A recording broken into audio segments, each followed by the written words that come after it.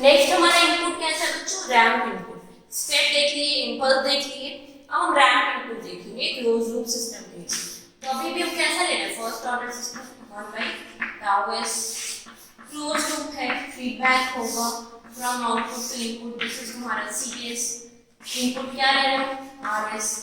Feedback कैसा है, negative. हम लोग निकाल चुके हैं कि ट्रांसफर फंक्शन क्या होगा इस सिस्टम का, 1 बाय, तो याद हो जाना चाहिए 1 by tau S plus 1 by tau.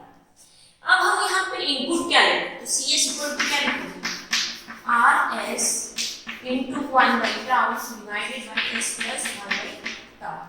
What is input, तो इनपुट अब हम ले रहे हैं रैम।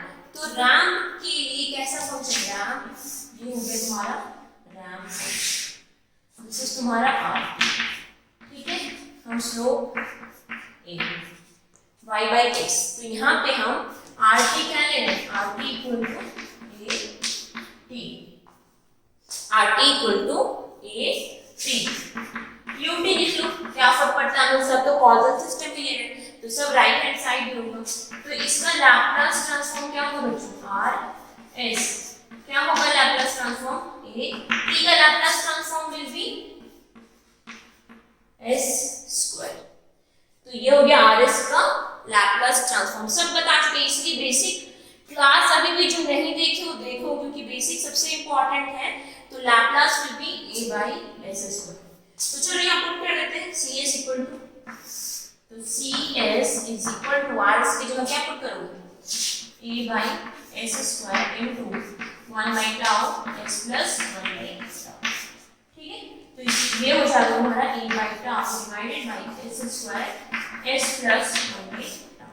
अब देखो इसका तुमको क्या निकालना है, दिस इज फ्रीक्वेंसी डोमेन, तुमको किसमें चाहिए, टाइम डोमेन में। इसका क्या करोगे, इनवर्स लैप्लास निकालोगे। लेकिन तुम यहाँ देखो डिनोमिनेटर में एस स्क्वायर है और एस प्लस 1 बाई टाउ है, दो टर्म है इसका अलग अलग, तुम इसका इनवर्स लैप्लास निकाल नहीं सकते हो जब तक तुम पार्शियल फ्रैक्शन न लगा दो।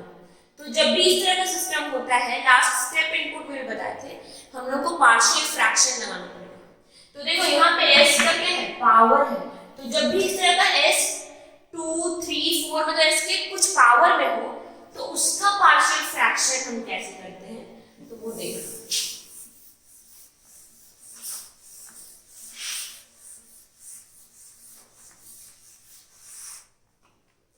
तो हियर cs कितना है हमारे पास, a by tau divided by S square S plus 1 by tau. इसको कैसे ब्रेक करेंगे, तो s का जितना पावर है उतना टर्म हम लेते हैं, देखो यहाँ 2 है ना, तो इसको लिखोगे a not by S square, फिर s का पावर डिक्रीज कर दोगे a 1 बाई s, खत्म। अब और तो कुछ नहीं होगा। अब नेक्स्ट क्या लिखोगे, a 2 by s plus 1 by tau. तो जब भी पावर तुम्हारा 2 3 4 इस तरह से हो s का पावर, तो इस तरह से हम उसका पार्शियल फ्रैक्शन करते हैं। लास्ट क्लास में भी तुमको पार्शियल फ्रैक्शन करना सिखाए हैं, तो इसको ध्यान से देखो कैसे निकालेंगे। तो a naught is equal to, तो फंक्शन क्या है हमारे पास a, इसके डिनोमिनेटर में क्या है s स्क्वायर, तो इस फंक्शन से किसको रिमूव करोगे, s स्क्वायर, तो क्या बच जाएगा a by tau s plus 1 by tau. Limit क्या पुट करोगे बच्चों, तो s इक्वल टू 0 इक्वेट कर दोगे, तो यहाँ s इक्वल टू 0 पुट कर देंगे, तो s इक्वल टू 0 पुट करने पे कितना जाएगा। नेक्स्ट देखो a1 बाई s का तुम नहीं निकाल सकते डायरेक्टली, क्योंकि यहाँ पे डिनोमिनेटर में सिर्फ एक s नहीं है, ठीक है। तो अब हम a2 देखते हैं पहले, तो a2 is equal to denominator में क्या है, s plus 1 by tau, function से क्या रिमूव कर दोगे, s प्लस 1 बाई टाउ, तो क्या बच जाएगा a by tau divided by s square. Limit क्या पुट करोगे, तो जिसको रिमूव किया उसको 0 से इक्वेट कर दो, तो कितना बचेगा, s equal to -1 by tau. Put करो यहाँ पे -1 बाई टाउ, तो क्या बचेगा s square, so it comes out to be -a by tau, ठीक है। नेक्स्ट क्या बचा, नेक्स्ट बचा हमारे पास a1। तो a1 जब भी इस तरह का फंक्शन हो जिसमें तुम्हारा डिक्रीजिंग ऑर्डर का पावर क्या हो, तो उसके लिए हम क्या करते हैं, a1 को कैसे निकालेंगे, तो a1 को हम डिफरेंशिएट करके निकालेंगे, इस टर्म से हम डिफरेंशिएट। तो देखो ये वाला फंक्शन है ना हमारे पास, एकदम ध्यान से समझना, बहुत इजी है। ये फंक्शन हमारे पास डिनोमिनेटर में क्या है s, तो ये वाला टर्म अभी हटाओ, ठीक है। और जो भी बचा फंक्शन उसको क्या कर दो, डिफरेंशिएट कर दो। a1 बाई s है ना, तो डायरेक्टली तो s स्क्वायर नहीं है, अगर सिर्फ s स्क्वायर जैसे इसमें था तो हम ये पूरे को रिमूव कर दिए थे, ठीक है, और डायरेक्टली लिमिट पुट कर दिए थे। लेकिन यहाँ पे एक s है, तो उसके लिए हम क्या करेंगे, जो भी फंक्शन हमारे पास है उससे हम s वाले टर्म को रिमूव कर दी, क्योंकि डिनोमिनेटर में s है, तो इसको रिमूव किया। और हम क्या करेंगे, डायरेक्टली लिमिट नहीं पुट कर सकते, अब हम इसको डिफरेंशिएट करेंगे। तो तुम लोग सबको डिफरेंशिएशन आता होगा, 1 बाई x क्या होता है इसका differentiation, x to the power -1, यही लिखेंगे ना, इसको ले आओ minus x to the power -1, तो minus x to the power -2 यानी -1 बाई x स्क्वायर, यही होता है ना, यही होता है, सबको पता है। तो अब हम इसको डिफरेंशिएट करते हैं, तो a1 will be a by tau, इसको डिफरेंशिएट करेंगे तो आ जाएगा s प्लस 1 बाई टाउ का होल स्क्वायर।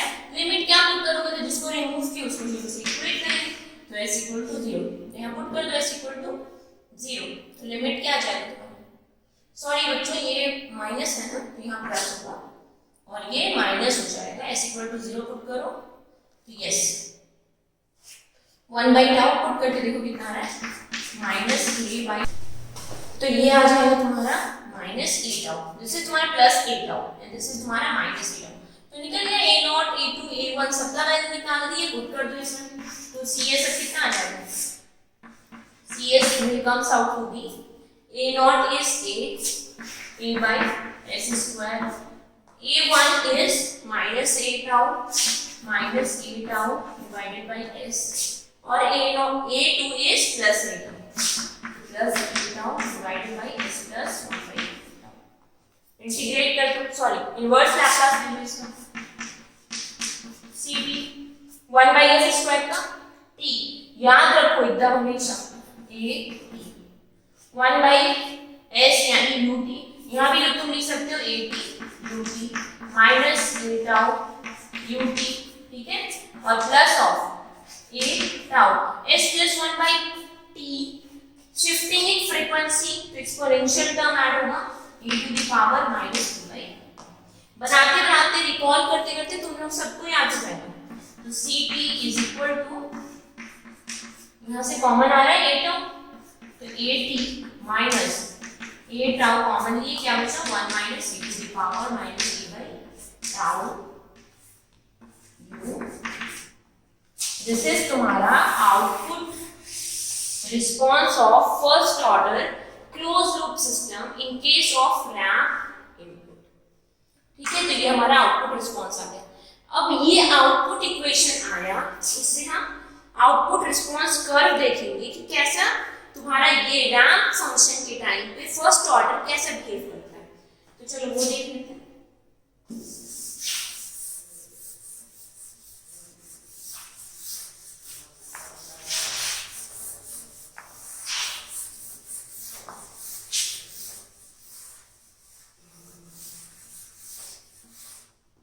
तो इक्वेशन है हमारे पास Cp is equal to a t minus a tau 1 minus e to the power minus e by tau। तुम ut लिख सकते हो, नहीं भी लिख सकते हो, ये हम लोग के लिए नोन है कि फंक्शन राइट हैंड साइड भी होगा। तो अब हम इसका C0 देखते हैं, ठीक है, आउटपुट रिस्पॉन्स देखते हैं, तो हम यहाँ आउटपुट रिस्पॉन्स का graph, this is Cp, input क्या था बच्चों रैंप, दिस इज हमारा इनपुट और दिस इज t, यही था हमारा इनपुट a t। चलो C0 पे पुट करो, ये हो जाएगा तुम्हारा 0, this is 0 minus a tau 1 minus e to the power minus 0, e to the power 0 is 1, 1 minus 1 is 0, this is तुम्हारा 0। c t equal to tau put करो, कितना आ जाएगा a tau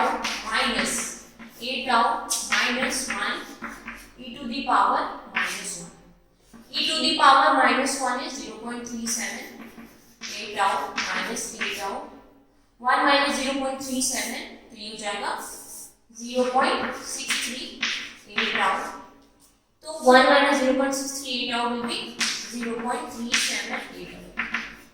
ये आ गया टाउ पे। चलो see t equal to 2 tau put कर, बढ़ा दे लो, देखो क्या आता है। This is a 2 a tau, इसमें t equal to 2 tau put करो, minus a tau 1 minus e to the power minus 2। e to the power minus 2 कितना आ जाएगा तुम्हारा, निकालो, कैलकुलेट करो, minus a tau e to the power minus 2 is calculate कर लेते हैं 0.135 1 माइनस 0.135। जब इसको सॉल्व करेंगे कैलकुलेटर से सॉल्व करके देख लो, this comes out to be 1.135 tau. ठीक है, सी 3 टाउ पे निकालो तो क्या हो जाएगा, 3 a tau minus a tau 1 minus e to the power minus 3 a tau minus a tau 1 minus 0.04। जब तुम इसको कैलकुलेट करोगे तो ये आ जाएगा 2.0498।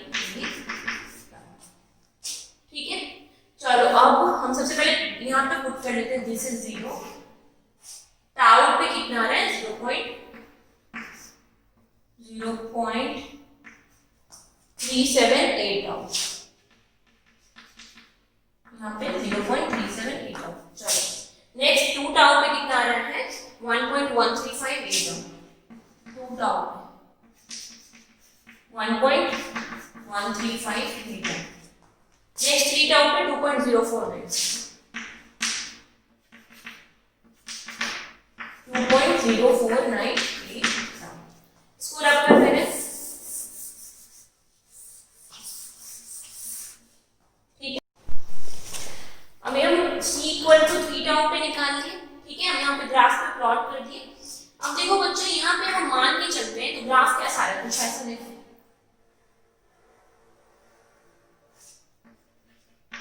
कुछ इस तरह से आ रहा है। ठीक है, मतलब इनपुट से कुछ ना कुछ डिफरेंस पे तुम्हारा उसके पैरेलली एक लाइन आ रहा है। अब देखो, अगर हम ऐसा मान लें कि जो सिस्टम है वो 4 टाउ पे सेटल कर जाएगा, हम ऐसा मान लें कि system will settle at 4 tau, तो कितना आ जाएगा, c t equal to ts and settling time क्या होगा 4 टाउ।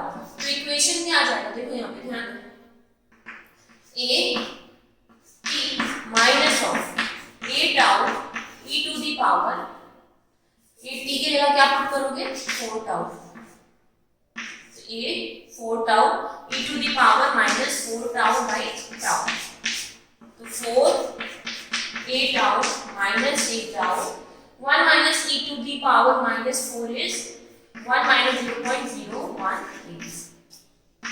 तो ये आ जाएगा, इसको सॉल्व करने के बाद चलो पहले हम यहाँ से निकाल लेते हैं कि कितना आ रहा है। तो 1 minus 0.018, इसको सॉल्व कर लो, तो 1 minus 0.018 0.982, 4 a tau minus 0.982 a tau,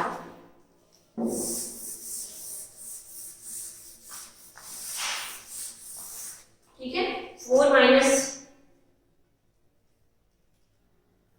ये आ जाएगा 3.018।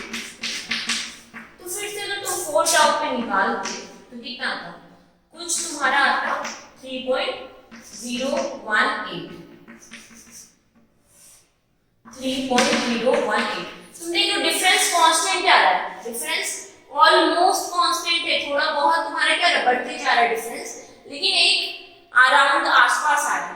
तो अगर हम मान लिए कि सेटलिंग टाइम 4 टाउ है, अगर सिस्टम तुम्हारा सेटल कर रहा है 4 टाउ पे, तो क्या बताया तुम लोगों को कि अगर सिस्टम 4 टाउ पे सेटल कर रहा है, कोई भी सेटलिंग टाइम हो, तो after settling time exponential term will become 0। तो अगर एक्सपोनेंशियल टर्म तुम्हारा 0 हो जाता है तो इक्वेशन क्या आ जाएगा, अगर एक्सपोनेंशियल टर्म 0 हो जाता है तो this equation will be 4a tau minus a tau 1 minus e to the power minus 4। System कहां सेटल कर रहा है 4 टाउ पे, यानी after 4 tau this exponential term will become 0, तो ये 0 हो जाएगा। तो 4a tau minus a tau will be 3। ठीक है, तो देखो यहाँ टाउ है, दिस इज टाउ, 2 टाउ पे ये 2 टाउ इनपुट, 3 टाउ पे 3 टाउ इनपुट, 4 टाउ पे 4 टाउ इनपुट। ठीक है, तो ये 4 टाउ और यहाँ आउटपुट क्या रहा है, यहाँ पे जब तुम 4 टाउ पे लिए थे तो 3.018 है ना, और यहाँ पे 4 टाउ पे कितना है 3a टाउ। ठीक है, this is approximately 3a tau. तो 4a टाउ से 3a टाउ के बीच का डिफरेंस क्या होगा, 4a टाउ से 3a टाउ के बीच का difference will be a tau. ठीक है, तो ये सिस्टम कभी भी तुम्हारे इनपुट को अचीव नहीं कर पाएगा, कभी नहीं। तुम कुछ भी वैल्यू लो, तुम्हारा डिफरेंस क्या होगा, a tau will remain constant. तुम सेटलिंग टाइम चलो ले लो 5 टाउ, अगर हम सेटलिंग टाइम 5 टाउ लेते हैं, देखो अगर हम सेटलिंग टाइम 5 टाउ लेते हैं, t equal to ts will be equal to 5 tau. Settling time में भी तुम्हारा 5 टाउ, तो यहाँ पे क्या हो जाएगा e to the power -5। And we all know कि after settling time exponential term will become 0, तो ये क्या हो जाएगा 0। दिस इज 5a टाउ, तो 5a tau minus a tau 4a tau. तो देखो यहाँ पे